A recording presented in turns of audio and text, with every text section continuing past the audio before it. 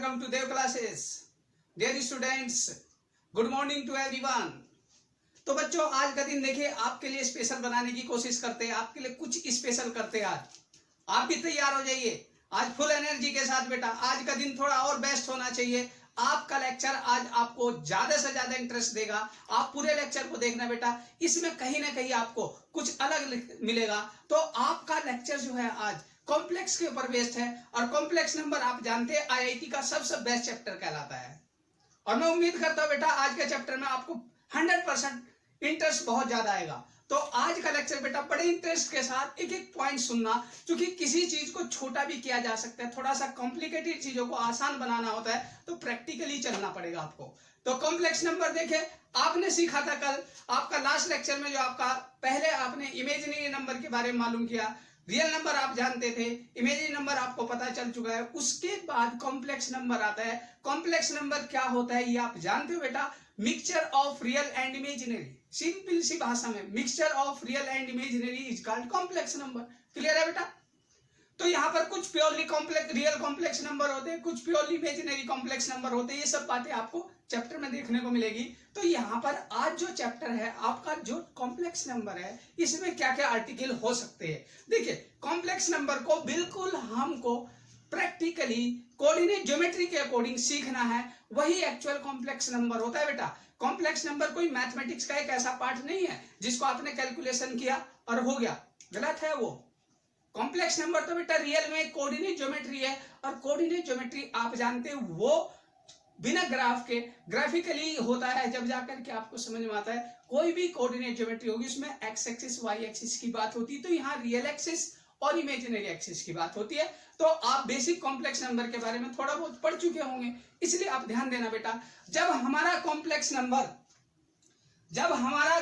Number first quadrant में लाई करता है, तो आप जानते होंगे उसका रियल पार्ट पॉजिटिव होगा, इमेजिनरी पार्ट भी पॉजिटिव होगा। देखिए ध्यान रखना है, जब कोई कॉम्प्लेक्स नंबर फर्स्ट क्वाड्रेंट में लाई करेगा, एक्स भी रियल होगा वाई भी रियल होगा, दैट मींस x1 और y1 बोथ आर पॉजिटिव। और बेटा नेक्स्ट पॉइंट क्या होता है आपका, magnitude of complex number. Magnitude of complex number. तो बेटा देखिए कॉम्प्लेक्स नंबर जो फर्स्ट क्वाड्रेंट में है, मैग्नीट्यूड ऑफ कॉम्प्लेक्स नंबर हमारा थर्ड पॉइंट आएगा, आर्गुमेंट ऑफ कॉम्प्लेक्स नंबर हमारा फोर्थ पॉइंट आएगा, और हमारे पास polar form of complex number, Euler form of complex number. इनको देखो मैं आज डिफाइन करता हूं आपके लिए होता क्या है। बहुत से बच्चे कंफ्यूज रहते हैं, ऐसा कुछ नहीं है। जब कोई कॉम्प्लेक्स नंबर बेटा फर्स्ट क्वाड्रेंट में है आपके पास, तो ये डायगोनल की जो लेंथ आएगी ये बेटा magnitude of this complex number कहलाएगा। और वो आपको पता है पाइथागोरस थ्योरम से आएगी, ये x1 लेंथ है तो बेटा ये क्या है y1 लेंथ है, तो आप क्या कहेंगे इसको, आपके पास इसका मैग्नीट्यूड आएगा under root of x1 square plus y1 square. Geometry से समझिए बेटा, क्लियर है? ये एंगल आप जानते हो बहुत आसान है, tan थीटा आपने पढ़ा था बेटा, perpendicular upon base. tan theta पढ़ा आपने परपेंडिकुलर अपॉन बेस। तो बेटा यहां से आपको पता है जब tan थीटा आपको पता है परपेंडिकुलर अपॉन बेस आएगा, तो थीटा इक्वल टू क्या आएगा, tan inverse of y1 upon x1। Simple सी बात है। This is called the argument. क्या कहलाता है ये, argument of any complex number. Clear है बेटा? जब किसी कॉम्प्लेक्स नंबर का आप देखिए जेड को अगर आप जानते हो, उसका मैग्नीट्यूड अगर आपको पता है, और बेटा उसका आर्गुमेंट भी आपको मालूम है, क्लियर है? मोड में इसलिए लिखते बेटा, कभी कभी बच्चे गलतियां करते हैं, जब हम सेकंड और थर्ड क्वाड्रेंट में जाएंगे तो प्रॉब्लम होती है। ये कॉम्प्लेक्स नंबर अगर आपके पास है, इसका रियल पार्ट x1 भी पॉजिटिव y1 भी पॉजिटिव, तो आपको इन बातों के बाद जेड को अगर हम लिखेंगे r times of cos theta plus के i sin थीटा, बेटा ये इसकी पोलर फॉर्म कहलाती है। Polar form of given complex number.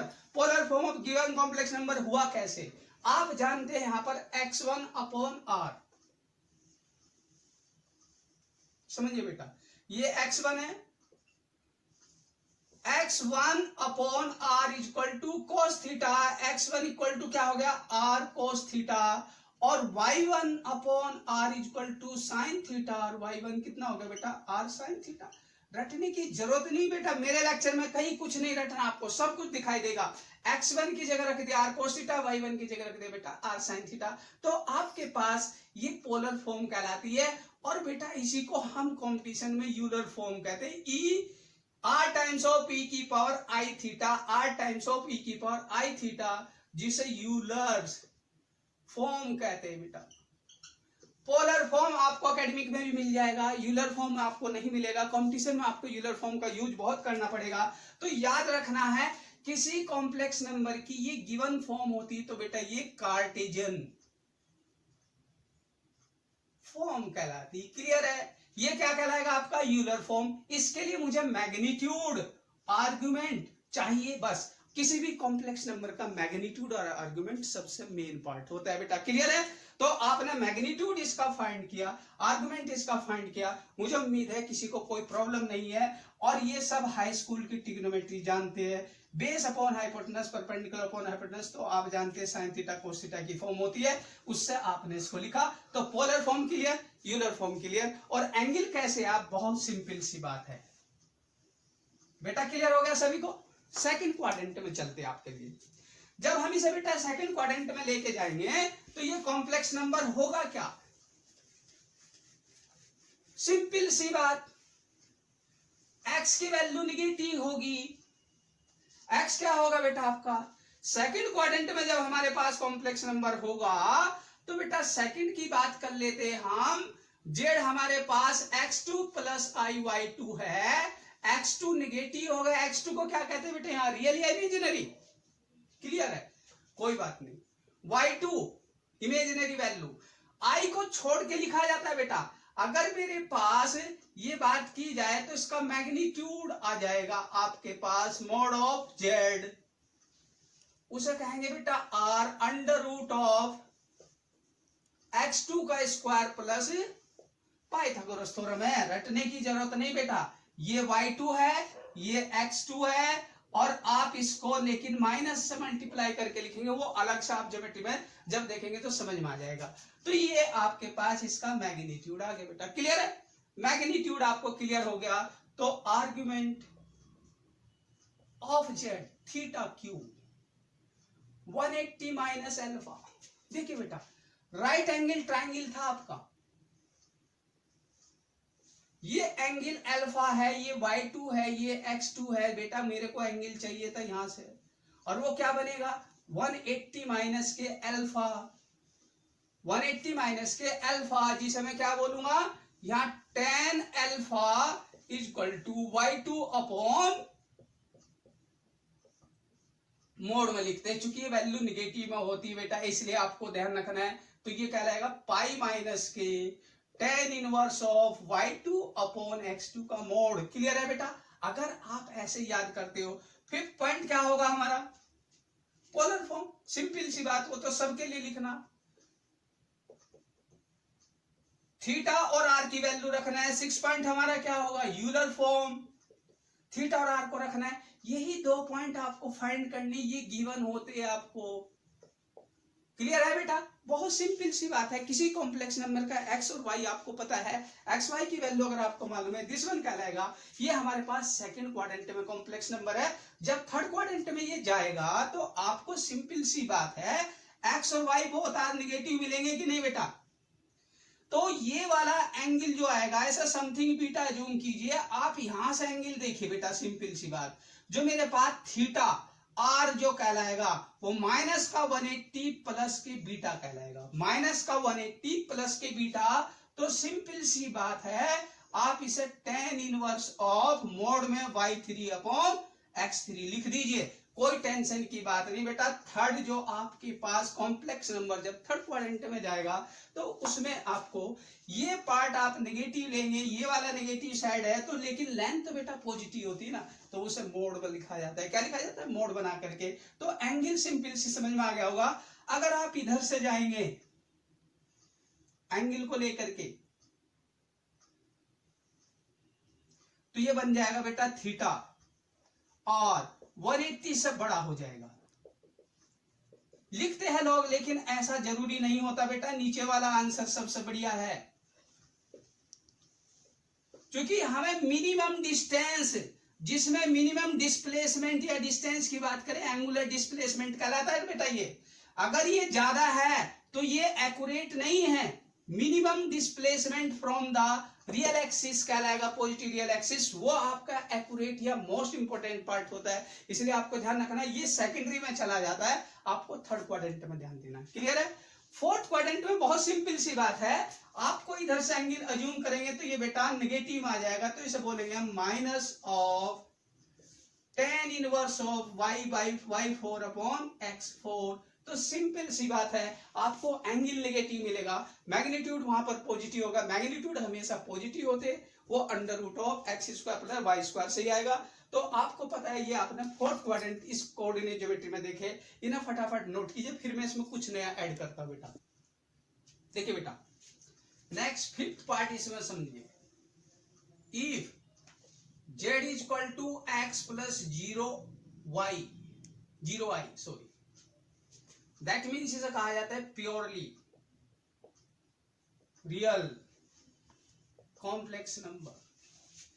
First case, if x positive, अगर x पॉजिटिव है तो वो कॉम्प्लेक्स नंबर कहीं यहां पर मिलेगा बेटा, x प्लस 0i। क्लियर है? तो आपके पास मोड ऑफ z x के इक्वल आएगा। मोड ऑफ z कितना आएगा? x के इक्वल आएगा। और इसका आर्गुमेंट क्या होगा? अगर x की वैल्यू पॉजिटिव है तो बेटा यहाँ पर y क्या है? 0 है। क्या है? y 0 है। तो मैग्नीट्यूड क्या बन गया? मैग्नीट्यूड ऑफ z कितना आएगा आपके पास? x के इक्वल आएगा। आर्गुमेंट कितना आएगा बेटा यहाँ पर? वो 0 डिग्री आएगा। कितना आएगा? 0 डिग्री कहो, 0 रेडियन कहिए। क्लियर है? तो यहां पर आपके पास, और बेटा फिफ्थ पॉइंट हमारे पास z जो आएगा r times of cos 0 plus के i sin 0 कहलाएगा। ये अगर हम इसे पोलर फॉर्म में देखेंगे तो इस तरह से लिखना पड़ेगा, या z is equal to r times of e की power i into 0, that means r ही कहलाएगा। क्लियर है? ये आपके पास यूलर फॉर्म, ये पोलर फॉर्म। 6 पॉइंट्स का सेकंड पार्ट अगर बाय द हम बात करते हैं, इफ x नेगेटिव है बेटा तो कॉम्प्लेक्स नंबर यहां पर कहीं दिखाई देगा। ध्यान दो, मैग्नीट्यूड दिस वन होगा बेटा। अगर आपको पता है x नेगेटिव है, y 0 है, थर्ड क्या होगा? मोड ऑफ z कितना आएगा? माइनस टाइम्स ऑफ x, या ऐसा मोड ऑफ x कहेंगे। Mode of x, x negative है बेटा, और नेगेटिव में मैग्नीट्यूड नहीं होता, उसे माइनस से मल्टीप्लाई करना पड़ेगा। तो यहां पर फोर्थ क्या होगा? आर्गुमेंट ऑफ z कितना आएगा? थीटा की वैल्यू 180 डिग्री। साफ साफ दिख रहा है 180 डिग्री। बहुत से बच्चे हम मिस्टेक करते हैं। क्लियर है? इसके दोनों पार्ट क्लियर हो गए बेटा आपको। तो इसको देखिए, हम कहेंगे purely real complex number. Purely real complex number if imaginary part of z equal to y equal to 0 हो। बेटा क्लियर है? तो इमेजिनरी पार्ट अगर किसी कॉम्प्लेक्स नंबर का 0 आता है, वो प्योरली रियल कॉम्प्लेक्स नंबर कहलाता है। तो बेटा ऐसी बातें आपको आनी चाहिए। किसी भी कॉम्प्लेक्स नंबर को रियल एक्सिस पे कहीं भी लाई करे, जितने भी लेफ्ट में होंगे वो सब 180 डिग्री देंगे, राइट वाले होंगे तो सब 0 डिग्री देंगे। इधर वाले कॉम्प्लेक्स नंबर क्या देंगे बेटा? आर्गुमेंट 0। इधर वाले कॉम्प्लेक्स नंबर क्या देंगे? आपको 180 डिग्री ही देंगे हमेशा, पाई रेडियन। क्लियर है? तो इसलिए आपको ध्यान रखना है, argument of purely real complex number always 0 और पाई, 0 और पाई। इसलिए यहां पर इसे सीधे सीधे हम n पाई भी कहते हैं। क्या कहते हैं? n पाई। लेकिन कब? या तो वो इधर है या इधर है, तो इसलिए अभी तो यहां कुछ नहीं कह सकते, अभी इसको ऐसे ही रहने दीजिए। क्लियर है? हमने ये स्पेसिफाई किया है इस वजह से। प्योरली रियल कॉम्प्लेक्स नंबर होगा, उसका आर्गुमेंट या तो 0 आएगा या पाई आएगा। 2 पाई, 3 पाई, 4 पाई कुछ भी हो सकता है। तो इसलिए आपको ध्यान रखना है वो, लेकिन सबसे स्मॉलेस्ट एंगल लिया जाता है, उसको ध्यान रखना होता है। तो इसे नोट कीजिए, फिर मैं दूसरा बताता हूं। तो बच्चों देखिए, आपने यहां पर कुछ पार्ट आपने इसके सीखे अभी तक। जो हमारे पास नेक्स्ट पार्ट है उसे और ध्यान से देखना बेटा। If z is equal to 0 plus के i y, इसे कहा जाता है बेटा purely imaginary complex number, where real part of z x की वैल्यू अगर 0 आ जाए, किसी कॉम्प्लेक्स नंबर का एक्स पार्ट अगर 0 उसे प्योरली इमेजिनरी कॉम्प्लेक्स नंबर कहा जाता है बेटा। और इसके भी दो पार्ट हो सकते हैं, y अगर पॉजिटिव है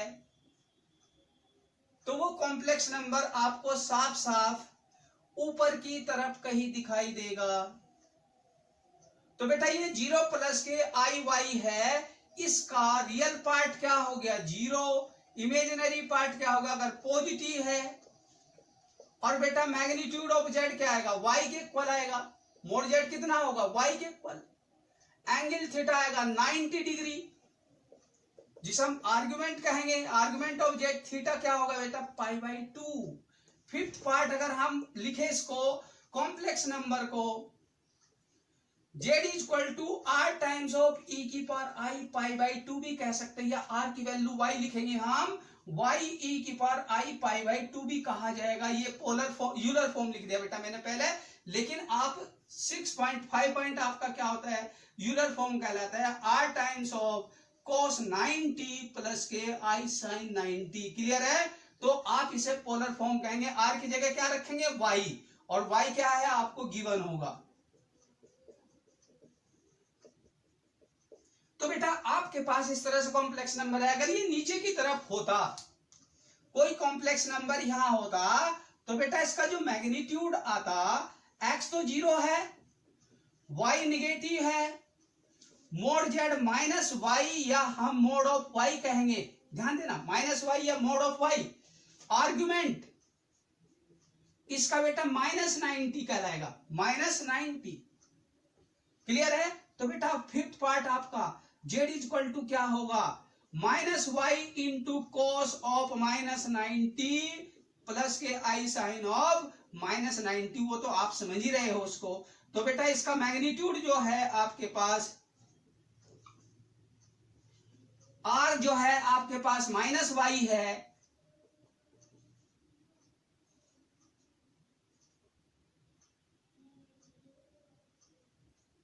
एंगल आपका -90 है। ये तो आपको यहीं पर कंप्लीट हो जाते हैं। इन दो पॉइंट को आप सही से देख लीजिए, कोई दिक्कत नहीं आती। क्वेश्चन लिखेंगे उसे r times of cos theta plus के आई साइन थीटा, या r टाइम्स ऑफ e की पावर आई थीटा। r और थीटा आपको लगाने, ये सब चीजें तो आपके ऑप्शनल है, आपको अपने आप आ जाएंगे। जब बेटा आपको ये दो पार्ट मिल जाते हैं सही, इन दोनों पार्ट के बाद वो तो बातें अपने आप क्लियर हो जाती है। देखिए इस तरह से कॉम्प्लेक्स नंबर 4 क्वाड्रेंट, बात को ध्यान से समझना, कोई भी कॉम्प्लेक्स नंबर 4 क्वाड्रेंट से हट के रियल एक्सिस पर हो सकता है या इमेजिनरी एक्सिस पर हो सकता है। इसके अलावा कॉम्प्लेक्स नंबर यहाँ 3D में तो होता नहीं है कि हवा में कहीं कॉम्प्लेक्स नंबर घूम रहा है बेटा। इसलिए आपको ध्यान रखना है, कॉम्प्लेक्स नंबर अभी तक 2D में ही लिखा गया है। अगर ये 3D में आ जाएगा ना, तो बेटा और भी कॉम्प्लिकेटेड कॉम्प्लेक्स नंबर होना शुरू हो जाएगा। लेकिन कुछ नहीं है, अगर आपकी कोऑर्डिनेट सही है तो 2D वाला कॉम्प्लेक्स नंबर आसान है, अगर आपकी 3D अच्छी है तो 3D वाले में भी कभी प्रॉब्लम नहीं आएगी। लेकिन अभी तक ऐसा कॉम्प्लेक्स नंबर कहीं नहीं आया है, इस बात को ध्यान रखना है। कॉम्प्लेक्स नंबर अभी तक रियल एक्सिस, इमेजिनरी एक्सिस, यहाँ पर 2 एक्सिस के बारे में बात होती है। अभी यहाँ 3rd एक्सिस अभी तक कहीं इंक्लूड नहीं हुआ, अभी तक तो कहीं मार्केट में ऐसा कुछ नहीं मैंने देखा है। तो इसलिए बेटा आप ध्यान रखें, हो सकता है कभी ऐसी बातें होने लग जाए। मैं तो ऐसी जो है ना 10-15 साल से बेटा ये बातें सोच रहा हूं, क्या कॉम्प्लेक्स नंबर 2D में ही लिखा जा सकता है, 3D में नहीं लिखा जा सकता? हो सकता है, क्योंकि जरूरत पड़ी तो ये भी कभी ना कभी हो सकता है। अभी तो लोग 2D में ही कॉम्प्लेक्स नंबर को पढ़ रहे हैं। इसलिए आप ध्यान रखना बेटा, इसमें एक्स एक्सिस वाई एक्सिस की ही बात होती है। अगर आप देखें तो हमने जेड एक्सिस का यहाँ कहीं यूज नहीं किया, ना कोई करता है किसी बुक्स में या किसी कंपटीशन में, आज तक ऐसा क्वेश्चन नहीं आया है। लेकिन हाँ, कॉम्प्लेक्स नंबर को मैं इमेजिन आज से नहीं बेटा, बहुत समय से 3D में भी करता हूं कि कहीं ना कहीं ऐसा भी हो सकता है। अगर हम y एक्सिस पे इमेजिनरी ले सकते हैं तो z एक्सिस पे भी इमेजिनरी हो सकता है। वो 3D में कॉम्प्लेक्स नंबर होंगे। तो आज के टाइम में तो वो कॉम्प्लिकेटेड है लोगों के लिए, चूंकि ऐसा कुछ पढ़ा नहीं है, इसलिए आप ध्यान रखें, ऐसी कोई टेंशन लेने की जरूरत नहीं है। तो कॉम्प्लेक्स नंबर को आप 2D समझ के पढ़े, कोई जरूरत नहीं है कुछ टेंशन लेने की। तो ये ज्योमेट्री बेटा बढ़िया सी तैयार कर लीजिए, ऐसे आप कुछ 6-7 पॉइंट बना लीजिए, कोई टेंशन की बात नहीं है। अब मैं इसके ऊपर कुछ क्वेश्चन करके दिखाता हूं, आप कॉम्प्लेक्स नंबर को देखेंगे, बहुत आसान होता है ये। क्लियर है? हाँ तो बच्चों देखिए ध्यान से बेटा, यहाँ पर एक एग्जाम्पल्स लिखा है मैंने, एक क्या, वैसे तो कई सारी एग्जाम्पल्स बन गई आपकी, सम इंपोर्टेंट एग्जाम्पल्स की बात करूंगा मैं। देखिए बेटा, आपको क्वेश्चन रटा हुआ होना चाहिए, कंपटीशन में जाना है तो आपको इतना रटा हुआ होना चाहिए, आपका माइंड देखते ही क्वेश्चन को बता दे कि क्या कह रहा है क्वेश्चन।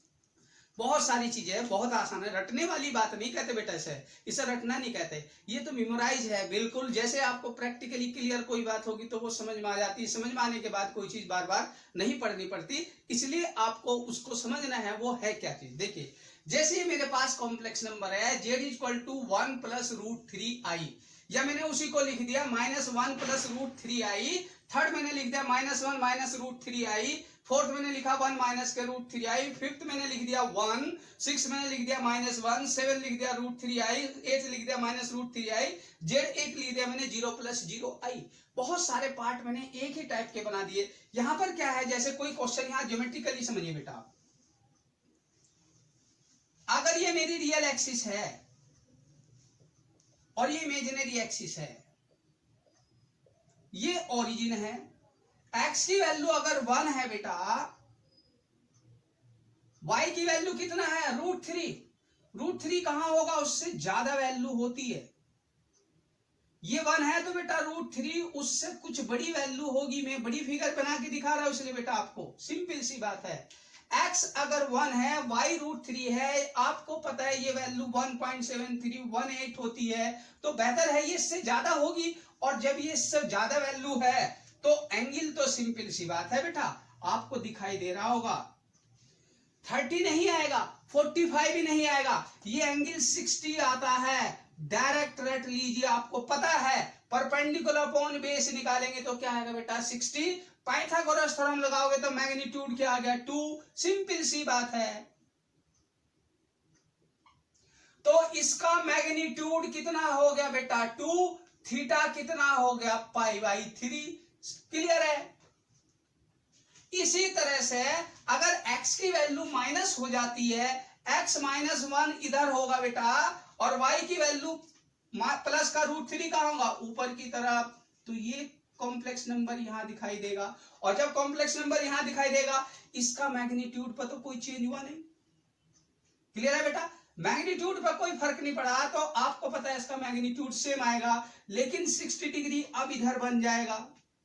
देखिए -1 -1, इसलिए आपको उस बात को ध्यान रखना है, चूंकि लेंथ 1 है और कॉम्प्लेक्स नंबर यहां होगा तो मैग्नीट्यूड 2 आएगा, तो बेटा इसका मैग्नीट्यूड 2 ही, लेकिन थीटा की वैल्यू 180 - 60, जिसे हम 120 कहेंगे बेटा, क्या कहेंगे सर 120, क्लियर है। तो नेक्स्ट पार्ट में मेरे पास इसका आर्गुमेंट यहां से यहां तक जाएगा, सिंपल सी बात है भाई, यहां से देखेंगे एंगल ये कितना होगा आपके पास, कोई फॉर्मूला लगाने की जरूरत भी नहीं है। अगर थर्ड क्वाड्रेंट में चला गया ये, तो थीटा आएगा -180 + के 60, जिसे हम -120 कहेंगे बेटा। फोर्थ क्वाड्रेंट में जाएगा तो थीटा की वैल्यू -60 आएगी, सिंपल सी बात है। देखो ध्यान दे बेटा, θ1, θ2, θ3, θ4 कुछ भी कह सकते हैं आप, क्लियर है। जो θ4 आएगा वो आपको फोर्थ क्वाड्रेंट में -60 एंगल मिलेगा, मैग्नीट्यूड सब में 2 मिलेगा, कोई टेंशन वाली बात ही नहीं है भाई, क्लियर है बेटा या नहीं।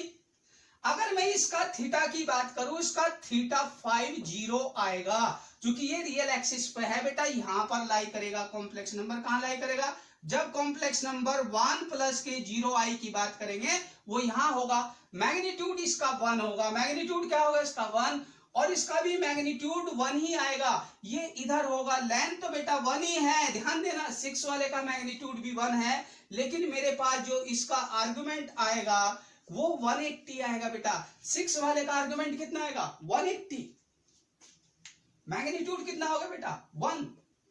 ये वाला पार्ट अगर हम देखेंगे तो √3 यहां कहीं मिलेगा, क्लियर है बेटा, √3 जब ऊपर होगा आप इसको समझ सकते हैं, x 0 हो गया, y की वैल्यू क्या है √3, तो बेटा ये यहां मिलेगा, इसका एंगल कितना हो जाएगा 90 डिग्री, कितना होगा 90, इसमें कितना हो जाएगा -√3 कहां जाएगा इधर, तो इसका एंगल कितना आएगा -90, तो आर्गुमेंट इसका -90 है, इसका +90 है, लेकिन z जो आ रहा है आप समझ सकते हैं, आपका R7 है √3 और बेटा θ7 है 90 और R8 है आपका √3, θ8 कितना आएगा -90 और बेटा R9 कितना है 0 और θ9 भी नॉट डिफाइंड कहलाता है, नॉट डिफाइंड। क्योंकि बेटा आप देखेंगे ओरिजिन पर जब कोई कॉम्प्लेक्स नंबर बैठा होगा उसका आप मैग्नीट्यूड डिफाइन ही नहीं कर पाएंगे। तो आप ध्यान दें मैग्नीट्यूड कभी निगेटिव होते नहीं, लेंथ है सिंपल सी। ओरिजिन से किसी कॉम्प्लेक्स नंबर की डिस्टेंस जो कहलाती है वो बेटा मैग्नीट्यूड होता है और मैग्नीट्यूड कभी निगेटिव होता नहीं है, चाहे उसे पाइथागोरस थ्योरम से निकाले चाहे आप डायरेक्ट निकाले। तो आपको ध्यान रखना है एंगल पॉजिटिव निगेटिव होते हैं। फर्स्ट से सेकंड क्वाड्रेंट तक जो एंगल जाएगा बेटा, इसलिए हम सिंपल सी बात करते हैं -180 से लेकर के किसी भी कॉम्प्लेक्स नंबर का आर्गुमेंट +180 तक होता है। इस लॉजिक को आप माइंड में सेट कीजिए, ज्यादा बेहतर रहेगा आपके लिए। किसी भी कॉम्प्लेक्स नंबर का आर्गुमेंट -180 से +180 तक लिया जाता है, इस बात को आप ध्यान दीजिए। ये मेन इंपॉर्टेंट पॉइंट होता है। The argument of any complex number always belongs to -180 to +180। Clear है? तो -180 से +180 तक आर्गुमेंट एग्जिस्ट करता है। तो ये कॉम्प्लेक्स नंबर था, आपने इसका मैग्नीट्यूड सबका देखा, पाइथागोरस थ्योरम लगी इनमें पाइथागोरस थ्योरम की जरूरत नहीं पड़ी, डायरेक्ट आ गया। क्लियर है? इसी तरह से क्वेश्चन ध्यान देना, इसी क्वेश्चन को मॉडिफाई किया जाएगा। √3 को इधर रखेंगे, 1 को इधर रखेंगे। नोट कीजिए सर, इसके बाद हम नेक्स्ट वाला बताते हैं। हाँ तो बच्चों देखो यहां पर नेक्स्ट देखना बेटा, कुछ क्वेश्चन और अलग होंगे बहुत बढ़िया से, इसी के टाइप के क्वेश्चन होते हैं, बस आपको यहीं घूमना होता है और कहीं नहीं है इसमें। अगर आप x की वैल्यू √3 कर दे और y की वैल्यू 1 कर देते हैं, क्वेश्चन बन जाते हैं।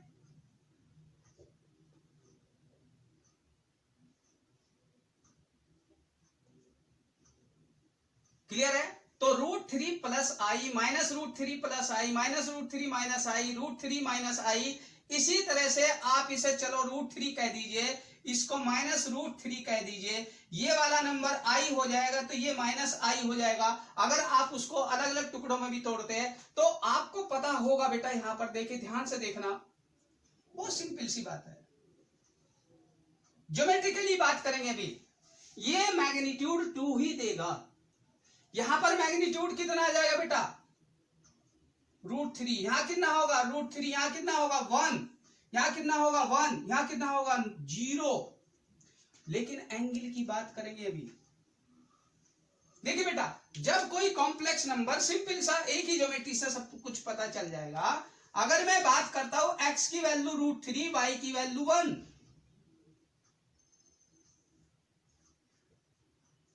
तो एंगल आपको साफ साफ दिखाई दे रहा है 45 से कम एंगल है बेटा, और ये एंगल 30 डिग्री कहलाता है। कितना होता है ये 30 डिग्री। कितना एंगल आएगा 30 डिग्री? tan 30 की वैल्यू आपको मालूम है, tan θ = 1/√3, तो θ कितना हो गया 30 डिग्री, जिसे आप π/6 कहेंगे बेटा। क्लियर है? तो ये एंगल जो आएगा उसके अकॉर्डिंग आप यहां पर चेंज कर देंगे। जो आर्गुमेंट आएंगे हमारे,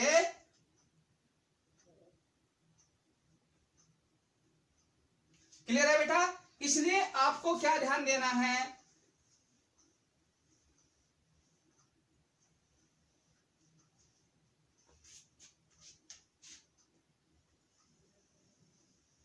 फर्स्ट वाले कॉम्प्लेक्स नंबर का θ1 आएगा π/6, दैट मींस 30 डिग्री। सेकंड वाले का क्या आएगा बेटा 180 माइनस थीटा, 180 माइनस के थीटा, इसको एलसीएम लेंगे तो 150 कहलाएगा। और बेटा θ3 आएगा आपका थर्ड क्वाड्रेंट में, जिसको हम -180 प्लस थीटा बोलते हैं बेटा, माइनस 30 बन जाएगा तो माइनस के 5π/6 कहलाएगा। और थीटा जो 4 आएगा आपके पास, ये आपको माइनस के 30 देगा डायरेक्ट। क्लियर है? और θ5 रियल एक्सिस पर था, 0 आएगा। θ6 आपका बेटा 180 आएगा और θ7 90 आएगा। और आपका θ8 की वैल्यू -90 आएगी, θ9 की वैल्यू नॉट डिफाइंड।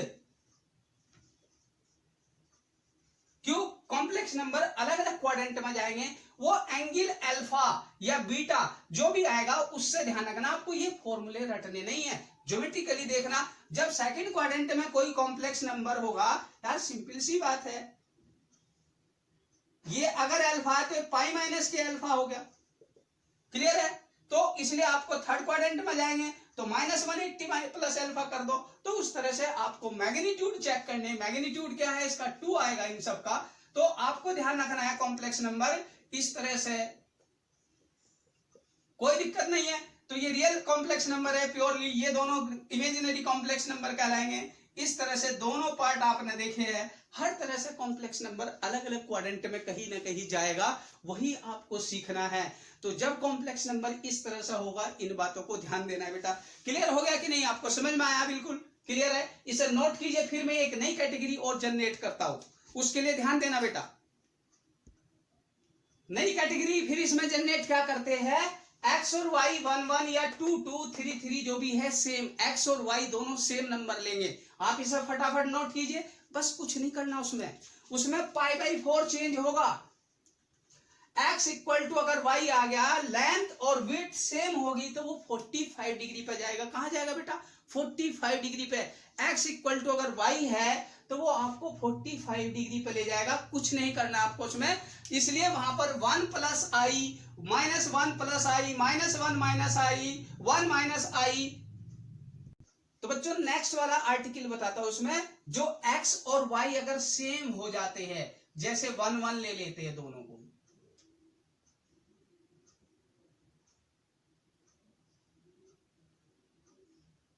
बेटा 2 2 भी हो सकता है, 3 3 भी हो सकता है। x equal to y, x equal to अगर y आएगा तो जैसे ये √3 है, कोई दिक्कत नहीं है, √3 ये भी √3 वगैरह कुछ भी हो सकते हैं। रियल नंबर कितना भी बड़ा छोटा हो सकता है, कोई दिक्कत नहीं। यहाँ 1 लिख दो कोई प्रॉब्लम नहीं, यहाँ -1 लिख दो कोई प्रॉब्लम नहीं, यहाँ i लिख दो। इस तरह से आपको कोई दिक्कत नहीं है। लेकिन इसका जो मैग्नीट्यूड आएगा बेटा वो √2 आएगा। कितना आएगा? √2। अगर मैंने x इतना लिखा है या यहाँ 1 लिखा है तो उतना ही आएगा। मालूम है ना आपको, x और y का जो भी यहाँ भी कोएफिशिएंट होगा वही एज इट इज आता है। फर्क कहां पड़ता है देखिए, 1 प्लस आई 1 माइनस आई -1 माइनस आई -1 जो भी है, ये आपके जो भी जितने क्वेश्चन होंगे इनमें बेटा ये वाला नंबर चेंज हो जाता है बस π/4। कितना होगा? π/4, जिसको हम 45 डिग्री कहते हैं। क्या कहते हैं बेटा? 45 डिग्री। तो ये क्या बन गया? π/4 माइनस करोगे तो यहां बन जाएगा आपका 3π/4, 3π/4। और बेटा इसको देखेंगे तो ये आपका 5π/4। इस तरह से आपको पता है ये माइनस में आएगा यहाँ पर एंगल 3π/4, सॉरी, क्लियर है? तो ये माइनस का π/4 कहलाएगा। इस तरह से एंगल 0 पाई 190 -90 वो सब एज इट इज रहते हैं। इन पे तो रियल एक्सिस पर तो 0 और पाई, और इमेजिनरी एक्सिस पे π/2 -π/2 ही आता है। क्लियर है? बस ये ध्यान देना है अल्फा कितना बनता है। अगर x और y सेम आ जाता है बेटा, x इक्वल टू y आता है, सेम आता है अगर नंबर, तो आपको याद रखना है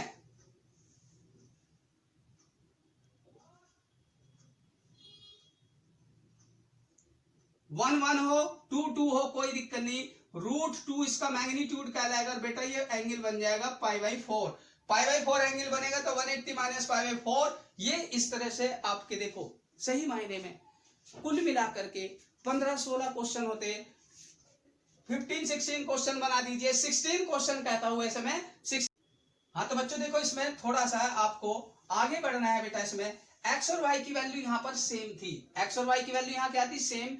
इसमें अल्फा जो आएगा वो π/4 आएगा बेटा। क्या आएगा? वो π/4 होगा। जैसे यहाँ पर ये सब जगह जहां जहां अल्फा का यूज होना है, बीटा का यूज होना है, π/4 कहलाएगा। ये सब आपको पता ही है। स्पेशल 4 पॉइंट आते हैं, ये 5वां अपना अलग सा होता ही है। इन्हीं में 3-4 में गड़बड़ होता है, first quadrant, second quadrant, third quadrant, fourth quadrant. Clear है? उन चीजों को ध्यान रखना है। फर्स्ट में सीधे थीटा होता है, फोर्थ में माइनस थीटा होता है, थर्ड में पाई माइनस के थीटा होता है, थर्ड में बेटा क्या होता है? -π प्लस अल्फा या -π प्लस थीटा, जो भी आपको कहना है। तो आर्गुमेंट जो आएगा उसी बातों को आपको चारों को समझना था। क्लियर है बेटा? यहां पर देखिए इन सब कॉम्प्लेक्स नंबर को अगर सही से अरेंज करके देखा जाए, देखिए बेटा Z is equal to +-1 +-√3i। ये 4 क्वेश्चन होते हैं। Z is equal to +-√3 +-i, ये आपके 4 क्वेश्चन फिर आएंगे। और इसी तरह से बेटा एक सेक्शन और समझिए, जेड इज इक्वल टू +-1 या कांस्टेंट नंबर जो होता है, क्लियर है, और z is equal to +-i या रियल नंबर जैसे कहते हैं आप, इसे x कहिए, यहां पर i y कहिए, क्लियर है। इन सब 2 क्वेश्चनों को इनको लगाइए, 2 को इनको लगाइए, तो आपको बेटा कुल मिलाकर के कितने मिलते हैं। हाँ, यहां पर एक और रह गया आपका +-1 +-i। देखिए यहां पर y की बात करें अगर हम यहां पर +-y, तो z इज इक्वल टू होगा बेटा +-iy। 2 क्वेश्चन ये है, 2 ये है, इस तरह कुल मिलाकर के आपको ध्यान देना है बेटा।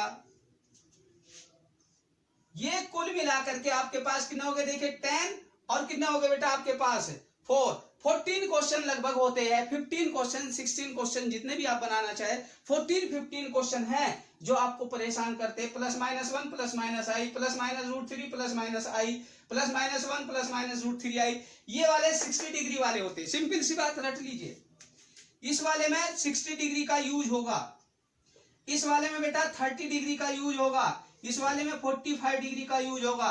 ये तो 0 और पाई ही कहलाते हैं। ये वाले आपके पास π/2 और -π/2 ही कहलाता है। सिंपल सा निचोड़ है। अगर 1 +√3, ये 1⁻√3 की बात हो रही है, तो √3 और 1 की बात हो रही है, तो आपको ध्यान रखना है π/3 कब होगा, जब y ज्यादा होगा। π/6 कब होगा, जब आपका x ज्यादा होगा। जब दोनों सेम होंगे तो π/4। और बेटा अगर प्योरली रियल है 0 या पाई आएगा, प्योरली इमेजिनरी है तो -π +π/2 -π/2 +π/2 ही आएंगे, क्लियर है। तो ये इस तरह से एक निचोड़ है कॉम्प्लेक्स नंबर का। कॉम्प्लेक्स नंबर है यार, उसका मैग्नीट्यूड आर्गुमेंट की जरूरत पड़ती है। कहीं ना कहीं हमें डायरेक्ट लगाने को मिल जाएगा। क्वेश्चनों को जल्दी करना होता है, पहले से रटा होने, इतने क्वेश्चन होते ही इन्हीं में घूमता रहता है कोई भी क्वेश्चन, इसलिए ध्यान रखना है। कोई भी कॉम्प्लेक्स नंबर होगा इन्हीं 14 क्वेश्चनों के अंदर घूमता हुआ मिलेगा आपको, कहीं ना कहीं कॉम्प्लेक्स नंबर मिलेगा, वो इसी टाइप का होता है। आपका टाइम वेस्ट कराया जाता है क्योंकि आपकी कैलकुलेशन हुआ, आप मैथमेटिकली करते हैं क्वेश्चनों को। मैथमेटिकली क्वेश्चन करने से टाइम वेस्ट होता है बेटा। यहाँ पर अगर ग्राफिकली कॉम्पिटिशन के हिसाब से टेक्निकली क्वेश्चन करेंगे तो जल्दी क्वेश्चन हो जाएगा। तो आपको ध्यान रखना है, टेक्निकली स्टाइल सीखना है। इस तरह से इस कॉम्प्लेक्स नंबर को सीखे, बहुत सारे क्वेश्चन आसान हो जाते।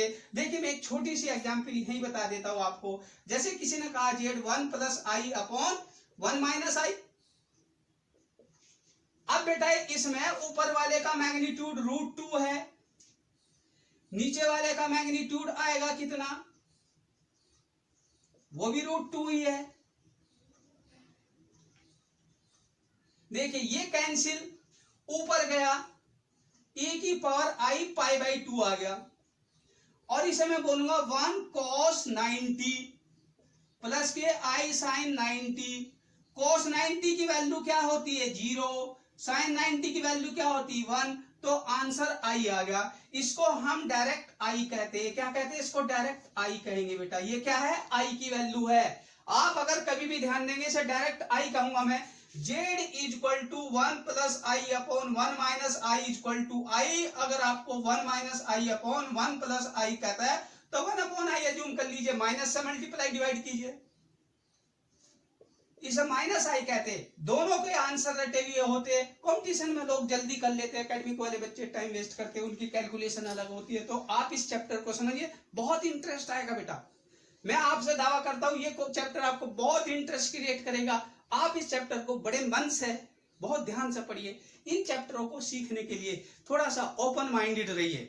ओपन माइंडेड कैलकुलेशन में नहीं, ओपन माइंडेड, थोड़ा ज्योमेट्रिकली सोचिए कि फिगर क्या कह रही है। इन बातों को आप सीखेंगे, नई नई टेक्निक इसमें बहुत अच्छी आएगी। आप इन्हें ध्यान से पढ़िए। मेरे लेक्चर को बेटा शुरू से आखिरी तक देखिए। अगर अच्छा लगा हो तो बेटा लाइक जरूर कीजिए, कमेंट्स कीजिए, शेयर कीजिए और कहीं ना कहीं अपने दोस्तों से सब्सक्राइब कराइए। देखो बेटा आपका ही चैनल है, आपके लिए ही बना है और आपको अच्छी से अच्छी जो है ना लेक्चर देने की कोशिश करूंगा। तो आप इस चैप्टर को ध्यान से पढ़िए और इसी तरह से मेरे चैनल के साथ जुड़े रहिए। तो thanks to everyone dear students.